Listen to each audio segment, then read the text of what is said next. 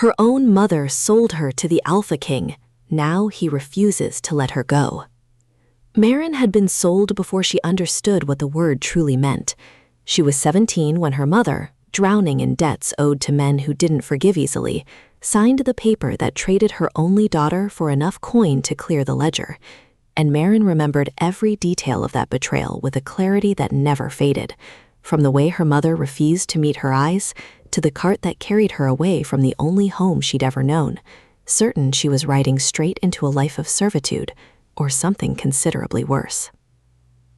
The guards led her through corridors grander than anything she'd ever imagined, finally stopping before a set of heavy oak doors carved with the royal crest.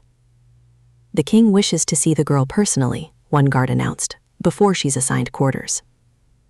Maren's stomach twisted with dread as the doors swung open, and she braced herself for cruelty, for the particular humiliation of being assessed like livestock and dismissed accordingly. Instead, Alpha King Corvin rose from behind his desk the instant she entered, dark eyes studying her with an intensity that carried nothing of ownership in it at all. "You're the girl," he said quietly, voice carrying none of the harsh authority she'd braced herself to hear. "The one your mother sold." "Yes, Your Majesty," Maren whispered, every muscle in her body coiled tight, waiting for whatever came next. Corvin was silent for a long moment, something unreadable moving behind his expression. "Then I have a decision to make," he said finally, "about precisely what kind of king I intend to be." Chapter 1. Corvin didn't touch her that first night, or any night that followed. He assigned her a private chamber, considerably finer than anything she'd occupied in her mother's crumbling house, and informed her, through a steward rather than directly, that she was expected to attend him each morning for breakfast, and otherwise remained free to move through the palace as she wished, unguarded and unrestricted, a freedom she found almost harder to trust than confinement would have been. Maren didn't believe it would last. She'd heard enough stories about powerful men and the women unfortunate enough to fall into their possession to know that kindness in the beginning rarely predicted kindness that lasted through the months that followed. She spent her first week rigid with anticipation, waiting for the moment his patience would run out, waiting for the demand she was certain would eventually come, however it was dressed up in politeness beforehand. It didn't come. Instead, Corvin asked her questions over breakfast, about her childhood, about the small mountain village she'd grown up in, about whether she preferred reading or writing, about nothing whatsoever related to the debt that had brought her to his court in the first place. His questions felt genuine rather than performative, patient in a way that unsettled her more than impatience would have. "You don't have to pretend interest in my answers," Maren said finally, on the 5th morning, unable to keep suspicion from her voice entirely. "I understand what I am here, Your Majesty." "You don't need to make conversation with property." Something flashed across Corvin's face, not anger, but something that looked considerably more like hurt, quickly masked. "Is that what you believe you are? Property?" "My mother sold me to settle a debt," Maren said flatly, meeting his gaze despite every instinct urging her to look away instead. "I don't know what else that arrangement makes me, regardless of how comfortable my quarters happen to be." Corvin set down his fork carefully, studying her with an attention that felt entirely too focused for her comfort. "It makes you someone whose mother made a desperate, unforgivable choice," he said. "It doesn't make you property, Maren. Not in my court, regardless of what paperwork technically transferred between your mother and my treasury that day." "Then why bring me here at all?" Maren asked, genuine confusion finally breaking through her careful composure, if not to collect on whatever debt justified the arrangement in the first place. Corvin was quiet for a long moment, weighing his answer carefully. "Your mother owed considerable money to a merchant under my direct protection," he said finally. "When she couldn't pay and offered you instead as settlement, I accepted the arrangement specifically to remove you from a household that would have continued treating you as currency indefinitely, rather than allow that debt to pass into hands with considerably worse intentions than mine." Maren stared at him, trying to reconcile this explanation with everything she'd assumed since the cart first carried her away from home 3 weeks earlier. "You're saying you saved me from further exploitation, rather than simply exploiting me yourself." "I'm saying I made the best decision available within a genuinely terrible situation," Corvin said carefully, choosing each word with obvious deliberation. Whether that constitutes saving you is a judgment I'll leave entirely to you, once you've had sufficient time to actually observe how I intend to treat you, rather than simply assuming the worst based on how such arrangements typically unfold elsewhere. Maren said nothing further, though something in his careful explanation had loosened, however slightly, the rigid suspicion she'd carried since arriving. She finished her breakfast in silence, aware of him watching her with quiet patience rather than expectation, and found herself, despite every reasonable instinct, beginning to wonder if perhaps she'd misjudged the situation entirely. Over the following days, that wondering only deepened. Corvin never summoned her to his private chambers after dark. He never demanded her presence beyond their morning breakfasts, never touched her without explicit invitation, which he never actually sought. Instead, he simply continued asking questions, continued listening to her answers with genuine attention, continued treating her, day after cautious day, as though she were a guest rather than an acquisition. By the end of her second week, Maren found herself looking forward to breakfast in a way that unsettled her considerably more than fear ever had. Chapter 2. The palace steward, an older woman named Hesper, with sharp eyes and a no-nonsense demeanor, found Maren in the library during her third week, browsing shelves she'd been too intimidated to approach until then. "You've settled in well," Hesper observed, though her tone carried more assessment than compliment. "Better than most in your position manage." "My position," Maren repeated carefully. "You mean the fact that I was purchased?" "I mean the fact that His Majesty went considerably out of his way to ensure your purchase looked nothing like what typically happens to girls sold for their family's debts," Hesper said, settling into a nearby chair with the ease of someone who'd served this palace for decades. "You should know that, before you continue assuming the worst about a man who's done nothing to earn that assumption." Maren set down the book she'd been holding. "What do you mean, went out of his way?" Hesper studied her for a moment before apparently deciding she was owed an explanation. "Your mother's debt was to a merchant named Thackeray, a man with a considerable reputation for cruelty toward those who owe him money, particularly young women he considers acceptable substitutes for coin. When word reached His Majesty that Thackeray intended to claim a 17-year-old girl as payment, he intervened personally, purchasing the debt himself before Thackeray could take possession of you directly." Maren's breath caught. "I didn't know that." "No one told me any of that. His Majesty isn't the type to advertise his own decency," Hesper said. "He'd likely be irritated to know I'm telling you now, honestly. But I thought you deserved to understand precisely what you were spared, rather than continuing to view your presence here as simple transactional ownership." The revelation sat heavy in Maren's chest for the remainder of the day. She found herself replaying every interaction with Corvin through this new understanding, reconsidering every careful, patient gesture she'd previously interpreted as calculated strategy rather than genuine protection. That evening, she sought him out directly, finding him in his study, reviewing reports by lamplight. "Hesper told me about Thackeray," she said without preamble, "about what you actually saved me from." Corvin looked up, something guarded entering his expression. "Hesper talks too freely sometimes." "Is it true?" Maren pressed. "That you specifically intervened to prevent me from being claimed by someone considerably worse than yourself?" "It's true," Corvin admitted, setting aside his papers entirely now. "Though I'd rather you understood it as simple decency than heroism, Maren. Thackeray's reputation for cruelty toward young women in debt situations is well documented. I couldn't in good conscience allow that particular outcome when I had the means to prevent it." "Why didn't you tell me yourself?" "Because I didn't want you feeling obligated to gratitude," Corvin said honestly. "I didn't want you interpreting my intervention as a transaction requiring repayment, rather than simply the decent choice available to someone with resources and conscience both." Maren studied him carefully, something shifting in how she viewed him entirely.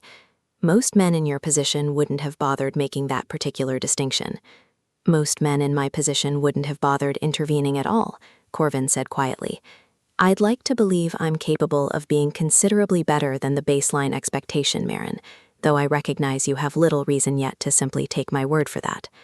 "I'm starting to," Maren admitted, surprising herself with the honesty, "despite every instinct telling me caution makes more sense than trust."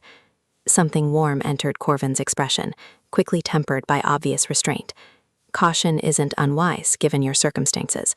I don't expect trust to develop quickly, or without considerable evidence supporting it. You're providing that evidence, Maren said, whether you intend to or not.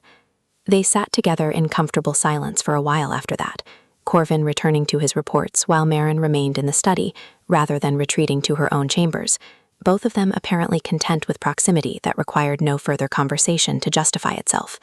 It was the first evening since her arrival that Maren didn't feel the urge to escape back to the guarded solitude of her room, and she found herself wondering, with something like alarm, when exactly that shift had happened. Chapter 3.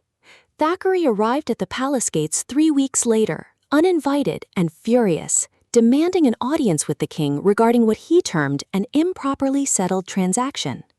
Maren learned of his arrival from Hesper, who found her in the garden with obvious urgency. "He's here," Hesper said without preamble. "Thackeray, he's claiming His Majesty's purchase of your debt was conducted improperly, that he retains some claim to you regardless." Maren's blood ran cold. "Can he actually do that, legally?" "I don't know the particulars," Hesper admitted, "but His Majesty is meeting with him now, in the throne room. I thought you should know, rather than remaining unaware while your fate is discussed without you." Maren made her way toward the throne room with her heart hammering, arriving just as raised voices carried through the heavy doors. She hesitated, uncertain whether to enter, before Hesper's steady hand at her back propelled her forward regardless. Inside, Thackeray stood before the throne, a heavy-set man with cold eyes and an oily smile that made Maren's skin crawl on instinct alone. "The transaction was never properly witnessed," he was saying as she entered. "I have every legal right to reclaim what was owed to me directly." "You have no right whatsoever," Corvin said, voice carrying the particular cold authority Maren had never yet heard directed at anyone. "The debt was purchased in full, properly witnessed by my own Treasury officials." "Your claim has no legal standing." Thackeray's gaze shifted toward the door as Maren entered, something calculating entering his expression. "Ah, there she is, the girl herself. Perhaps she'd care to weigh in on whose household she actually belongs to." "She belongs to no one," Corvin said sharply, rising from his throne with obvious, barely controlled fury. "She is not property to be claimed or reclaimed, Thackeray, regardless of how thoroughly you've convinced yourself otherwise." "Everyone belongs to someone, Your Majesty," Thackeray said, something ugly entering his smile. "Even kings understand that basic truth, whatever pretty words you'd prefer to use instead." Maren felt Corvin's gaze find hers across the throne room, something protective and fierce burning behind his dark eyes. "Leave," he said to Thackeray, voice dropping dangerously quiet. "Now, before I decide your presence here constitutes a threat requiring considerably more permanent resolution than simple dismissal." Thackeray's confidence finally wavered under that particular tone. "This isn't finished," he said, though he was already retreating toward the door.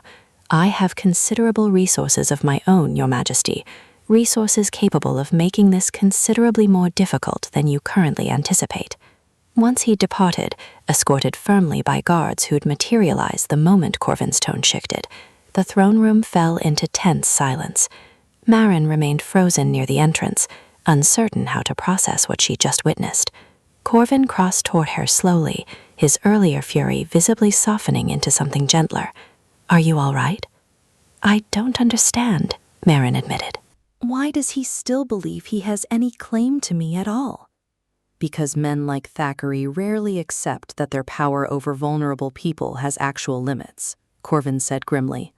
"He's likely hoping to exploit legal technicalities, or simply intimidate me into reconsidering the arrangement out of concern for potential conflict." "Will he succeed?" Maren asked, unable to keep fear from her voice entirely. "No," Corvin said, with a certainty that settled something anxious in her chest. "I won't allow him anywhere near you again, regardless of what resources he believes he possesses. Whatever conflict this requires, I'm prepared to see it through completely."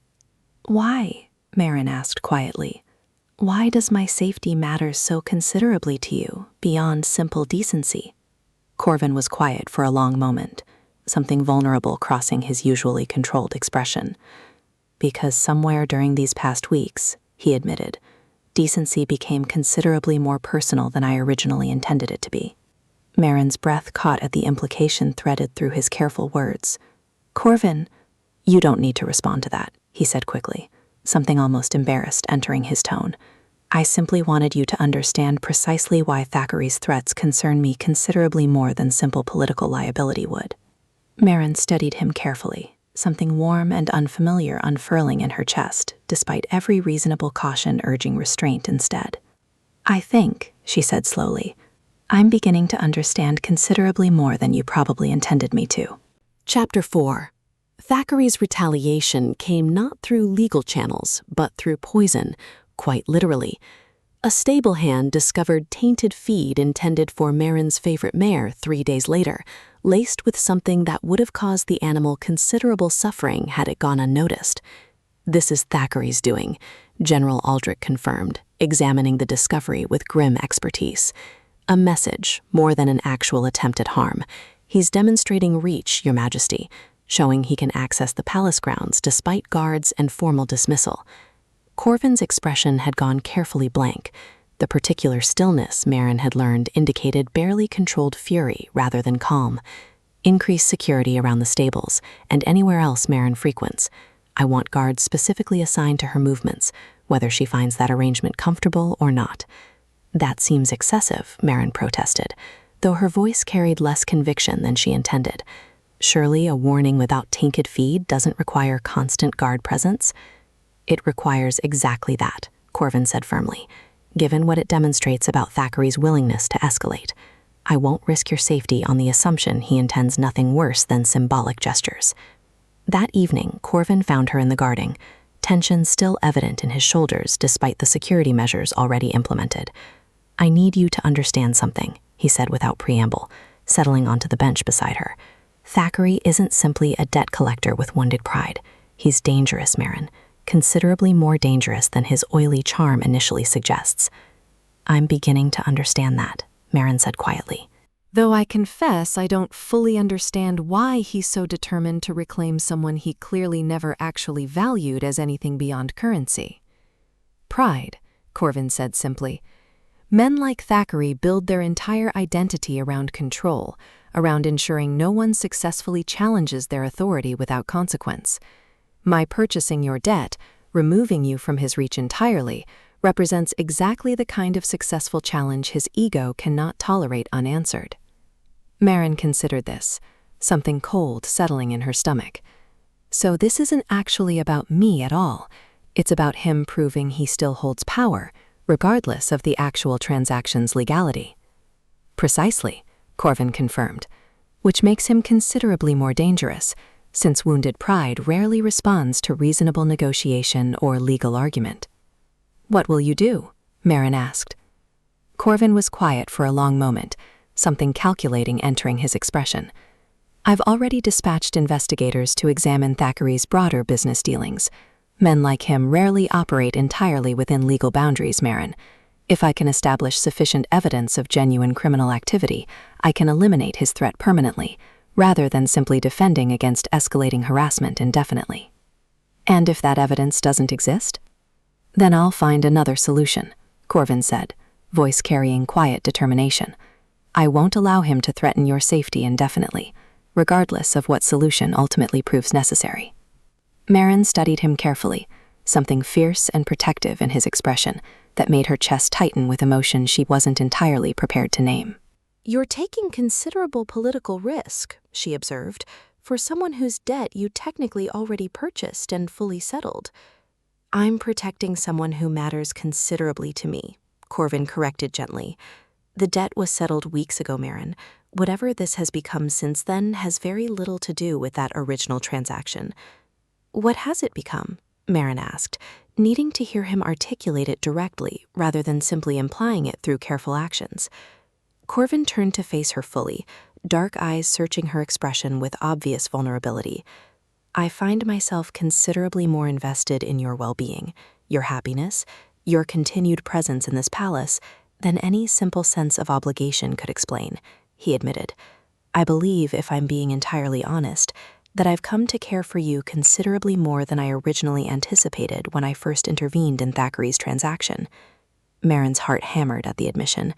I've been feeling something similar, she confessed, though I've spent considerable effort trying to convince myself it was simple gratitude, rather than something more complicated.